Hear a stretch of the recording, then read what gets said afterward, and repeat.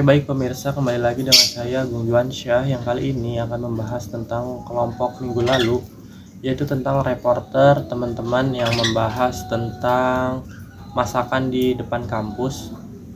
Lalu yang kali ini bukan masakan di depan kampus, yaitu tentang tim SAR, yang dimana teman-teman tuh menjelaskan tentang bagaimana kronologi penyelamatannya. Yang kali ini saya akan membahas tentang learning journal yang membahas presentasi minggu lalu yang dilakukan oleh kelompok saya sendiri, yang judulnya itu adalah sejarah tahap-tahap jurnalisme investigasi, perbedaan jurnalisme antara jurnalisme investigasi dan jurnalisme lain, prinsip-prinsip dasar jurnalisme dan jurnalisme investigasi. Lalu pembahasannya itu adalah pengertian dari jurnalisme investigasi.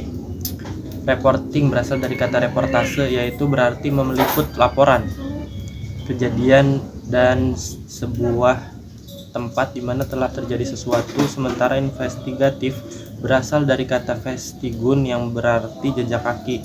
Hal ini menyiarkan berbagai bukti yang telah terjadi fakta dalam suatu peristiwa. Sedangkan menurut Antakusuma, pengertiannya bisa ditelusuri dari asal katanya. Reporting berasal dari kata reportase yang berarti membawa pulang sesuatu dari tempat lain bila dikaitkan ke dalam jurnalisme. Hal ini menjelaskan seseorang wartawan yang membawa laporan kejadian dari sebuah tempat di mana telah terjadi sesuatu laporan. Lalu investigasi memang merupakan sebuah pekerjaan peliputan yang mencari, menemukan, dan menyampaikan fakta-fakta tentang adanya pelanggaran kesalahan yang dilakukan oleh pihak-pihak tertentu yang merugikan kepentingan umum.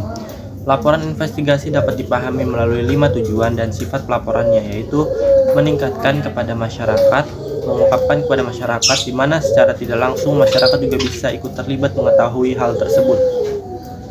Lalu ada laporan penyelidikan beresiko tinggi, ya, karena bisa menimbulkan kontroversi dan bahkan kontradiksi dan konflik. Laporan penyelidikan tidak hanya mengungkapkan hal-hal yang secara operasional tidak sukses, tapi dapat juga sampai pada konsep yang keliru. Lalu ada harus memikirkan dampak-dampak yang ditimbulkan terhadap subjek laporannya dan penerbitan pers itu sendiri. Harus ada idealisme baik di dalam diri reporter maupun sektor-sektor lain pada organisasi penerbitan pers itu. Lalu sejarah jurnalisme investigasi. Sejarah jurnalisme investigasi tersebut di Amerika, jurnalisme di investigasi memiliki sejarah yang panjang. Sejarah investigasi berawal berdirinya negara Amerika pada tahun 1690. Benjamin Harris menginvestigasikan berbagai kejadian di masyarakat dan melaporkannya dalam public occurrence, both foreign and domestic. Isi laporannya dinilai menentang kebijakan kolonial Inggris. Pada awal sejarahnya, jurnalisme investigasi amat dekat dengan pemberitaan spirit crusading. Pada masa selanjutnya, spirit crusading menjadi bentuk yang lebih formal, mencakup praktik muckraking journalism yang mengekspos perilaku antisosial dan kejahatan di dunia pemerintahan dan bisnis. Kemudian investigatif reporting di Amerika Serikat mulai populer pada tahun 1975-an, yakni ketika didirikan Investigative Reporter dan Editor (IRA). Akan tetapi hal tersebut bukan berarti jurnalisme investigasi adalah sesuatu yang baru sama sekali. Sebelum kemunculannya investigasi, terdapat istilah muckraking journalism tahun 1902 hingga 1912 ketika majalah McClure menerbitkan laporan yang membongkar politik uang para elit Washington. Sementara itu, peliputan jurnalisme investigasi di Indonesia mulai mengemuka pada tahun 1990-an.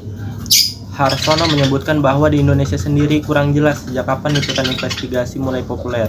Namun setidaknya ada beberapa majalah ekspedisi pada tahun 1990-an menggunakan kata investigasi dalam liputan mereka. Tahap-tahap jurnalisme investigasi itu memiliki 8 tahap. Ada conception, menelusuri berbagai ide, feasibility study, mempersiapkan kemampuan dan peralatan yang diperlukan, go-no-go decision, mengukur hasil dari investigasi, base building, mencari sumber yang kuat dalam investigasi kasus, dalam menggali kasus, planning, mengumpulkan, mengatur, serta membagikan peran-peran wartawan, original research, mengambil informasi secara tertulis menggunakan buku, Revolution, merekap ulang hasil dari penelitian. Filling the gaps, menyampaikan hasil penelitian dan menutupi apa yang tidak perlu dipublish. Final evaluation, mempertimbangkan sisi positif dan negatif investigasi. Lalu ada rating dan rewriting, mempublikasikan hasil penelitian investigasi dan tetap melakukan pengawasan terhadap kesalahan-kesalahan penulisan.